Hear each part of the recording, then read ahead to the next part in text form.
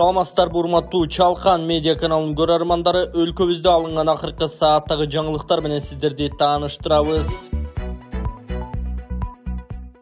Манас эл аралык аэропорту ААК башкармалыгынын төрагасы Манасбек Самидинов Жалал Абад аэропортундагы курулуш иштеринин жүрүшү менен таанышты. 2023-жылдын 29-июлунда Манас эл аралык аэропорту ААК башкармалыгынын төрагасы Жалал Абад аэропортунун курулуш иштеринин жүрүшү менен таанышты. Анда учурда учуп конуу тилкесинин асфальт бетон төшөлмөсүндө оңдоо калыбына келтирүү иштери жүрүүдө. Долбоорго ылайык Жалал Абад аэродромунун рулердук жолчолорун жана учак токтотуучу жайларын оңдоо калыбына келтирүү иштерин жүргүзүү каралууда. Учурда Бишкек Жалал Абад Бишкек багыты боюнча атамекендик Тезжет авиакомпаниясы үзгүлтүксүз каттамдарды аткарууда. Кыргыз Республикасынын президенти Садыр Жапаровдун демилгеси менен аталган аймакка жаңы аэропорт куруу үчүн жер тилкесин бөлүп берүү каралып, адистештирилген долбоорлоо институту изилдөө иштерин жүргүзүп жатат. Жалал Абад облусунун калкынын аба каттамдарына болгон суроо талаптар көбөйүүдө. Буга бир жумада 9 каттамдын аткарылгандыгы далил деп Манас эл аралык аэропорту ААК башкармалыгынын төрагасы Манасбек Самидинов билдирди. Москвадан Кыргызстанга жүк ташыган ишенимдүү ишкерди сунуштайбыз. Ишкердин аты Зайырбек. 12 жылдан бери аманатка кыянат кылбай иштеп келет. Жүктү Москванын бардык жеринен алып кете алат. Алган жүктү Кыргызстандын бардык облустарына аман жеткирелине кепилдик берет. Кыргызстанга бир аптада 2 машина жиберилет. Аманатты өзү алып барып тапшырууну каалагандар үчүн дареги Нижегородская метросу, Перовск шоссеси 9, 7-марат. Телефону +7 926 788 70 70. Жүктөрдүн баасы көлөмүнө жараша 500 рубльдан өйдө. Менин атыман кайрылгандарга арзандатуу бар. Вице-спикер порнографиялык видеолорду тараткан адамдарды камоону сунуштады. Жогорку кеңештин вице-спикери Нурбек Сыдыгалиев порнографиялык материалдарды тараткан адамдарды 3-төн 5 жылга чейин эркинен ажыратууну сунуштады. Ал тиешелүү мыйзам долбоорун иштеп чыгып коомдук талкууга койду. Учурда мындай жосундар үчүн 20-50 миң сом айып каралган. 40-100 саатка коомдук иштерге же 1 жылга чейинки түзөтүү жумуштарына тартылат. Ошондой эле 3 жылга чейинки мөөнөткө белгилүү бир кызмат ордун ээлөө укугунан ажыратылат. Автор жазаны дагы күчөтүү керектигин айтууда. Кылмыш жаза мыйзамдарындагы порнографиялык материалдарды таратууга катышкан уюштуруучулардын катышуучуларын жазалоо боюнча ченем жок. Көбүнчө кыянатчылар байланыш тармактарынын түрдүү ыкмаларын колдонушууда. Мындай кылмыштарды жасаган уюштуруучулар жоопко тартылбай жатат. Порнографиялык видеолор сайттар аркылуу көрсөтүлүп, стриминг кызматтарында түз эфирде таратылып жатканына маани берүү кажет деп жазылат маалыматтык негиздемесинде. Сыдыгалиев сунушталган норма кабыл алынса, порнографиялык мүнөздөгү материалдарды уюштуруу жана таратуу боюнча алектенген адамдарга алдын ала эскертүү болот деп эсептейт. Садыр Жапаровдун тууганы Улан Жапаров 26-сентябрга чейин камакта калмай болду. Президент Садыр Жапаровдун иниси Улан Жапаров 26-сентябрга чейин камакта калмай болду. Мындай өкүмдү 1-май райондук соту чыгарды. Эскерте кетсек, 32 жаштагы Улан Жапаров Садыр Жапаровдун атасынын бир тууган инисинин баласы Ракымжан Жапаровдун уулу. Ал ишкерлер менен бажычылар аралашкан мыйзамсыз ишке тиешеси болгон деп шектелип, 6-июлда ИИМ тарабынан кармалып, камакка алынган болчу. Тууганынын камакка алынышы боюнча өлкө башчы да комментарий берген. Садыр Жапаровдун жаңы Кыргызстанды курууга багыт берген китеби чыкты. Президент Садыр Жапаров жаңы Кыргызстанды куруунун багыты, идеологиясы деп аталган китеп жазып, ал басылып чыкты. Китеп 4 бөлүмдөн турат. Биринчисинде Жапаров өлкөнүн бардык тургундарын жаңы Кыргызстанды биргеликте курууга чакырган. Экинчисинде өлкөнүн негизги идеологиялык багыттары тууралуу айтып берген. Үчүнчүсүндө кыргыз элинин каада салты жана маданиятын сүрөттөп, идеологияны жаңыртуу зарылчылыгына токтолгон. 4-үнчү бөлүмүндө жыйынтыктоочу сөзү жазылып, бир муштумга бириксек гана күчтүү Кыргызстан курабыз деген ой берилген.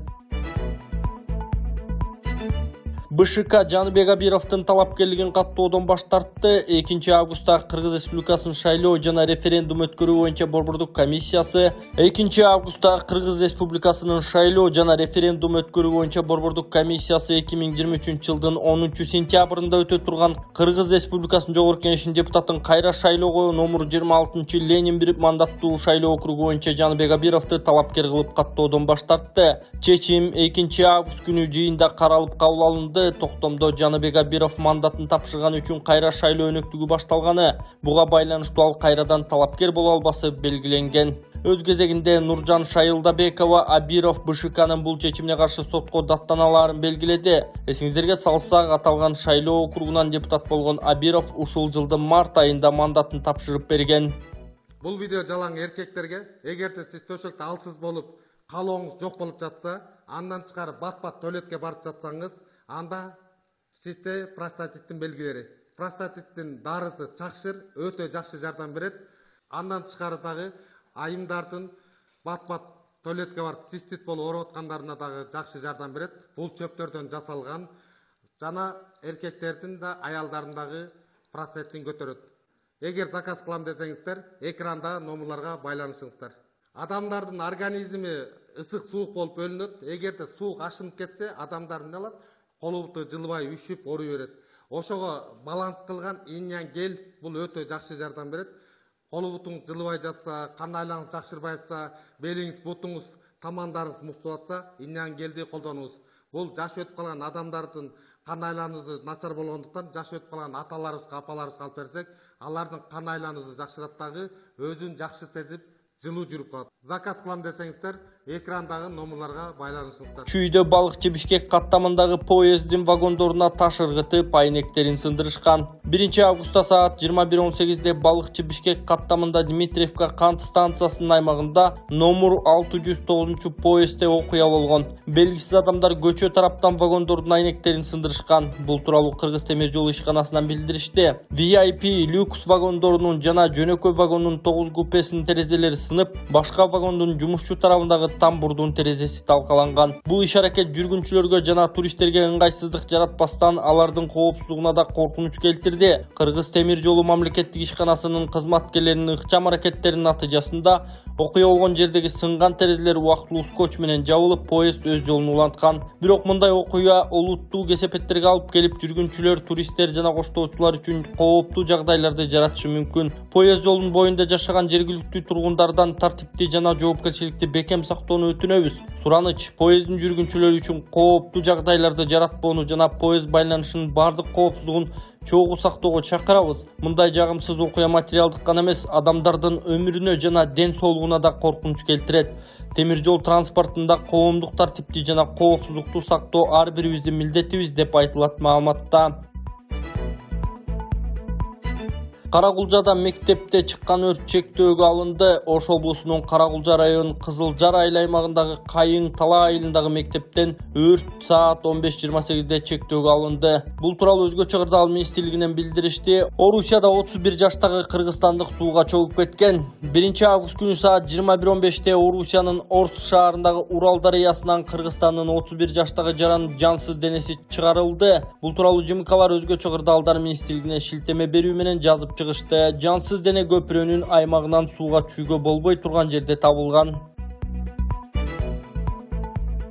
УКМК жашыруун улутчул топтун мүчөлөрү кармалганын билдирди. Жашыруун улутчул топтун мүчөлөрү кармалды. Бул тууралуу УКМКдан билдиришти. УКМК органдары тарабынан этностор аралык негиздеги чыр-чатактардын чыгышынын себептерин жана шарттарын аныктоо, улуттар аралык мыйзамсыз аракеттерге жана укук бузуулар бөгөт коюу боюнча жүргүзүлүп жаткан иштердин жүрүшүндө Бишкек шаарында жана Чүй облусунда улутчулдардын жашыруун тобу иш жүргүзүп, Азиат улутундагы адамдарга карата мыйзамсыз иш-аракеттерди жасап, видеого тартып социалдык тармактарга жарыялап жаткандыгы тууралуу маалыматтар алынган. Улутчул топтун мүчөлөрү өздөрүнүн видеолорунда фашисттик символдорду колдонушкан.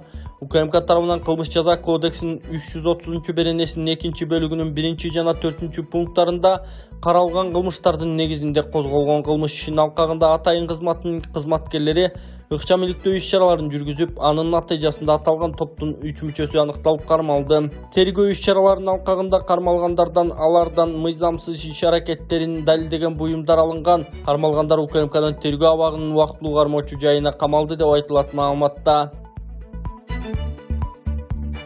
Кыргызстан Жапониядан 2,26 миллион доллар кайтарымсыз жардам алат. Кыргызстан Жапониядан 2,26 миллион доллар кайтарымсыз жардам алат. Бул тууралуу Каржы министрлигинен билдиришти. Маалыматка ылайык, Кыргызстандын министрлер кабинети менен Жапониянын ортосунда GDS долбоору боюнча алмашуу ноталарына жана гранттык макулдашууга кол коюлду. Тиешелүү документке Каржы министринин орун басары Руслан Татиков жана Жапониянын Кыргызстандагы элчиси Хидеки Года кол койду. Макулдашуунун алкагында Жапон өкмөтү Кыргызстандын министрлер кабинетинде адам ресурстарын өнүктүрүү боюнча стипендиялык программанын GDS долбоорун ишке ашырууга 2,26 миллион доллар өлчөмүндө акысыз жардам көрсөтүшөт. Швейцария Кыргызстан менен кызматташат. 2 августта эмгек, социалдык камсыздоо жана миграция министри Кудайберген Базарбаев Швейцариянын Кыргызстандагы элчиси Оливье Бангертер мырза менен жолугушту. Бул тууралуу аталган ведомстводон билдиришти. Жолугушууда Кыргызстанда көндүмдөрдү өнүктүрүү долбоору талкууланды. Анын максаты жумушсуз жаштарды эмгек рыногунда талашка түшкөн кесиптер боюнча кыска мөөнөттүү квалификацияны жогорулатуу курстарынын жана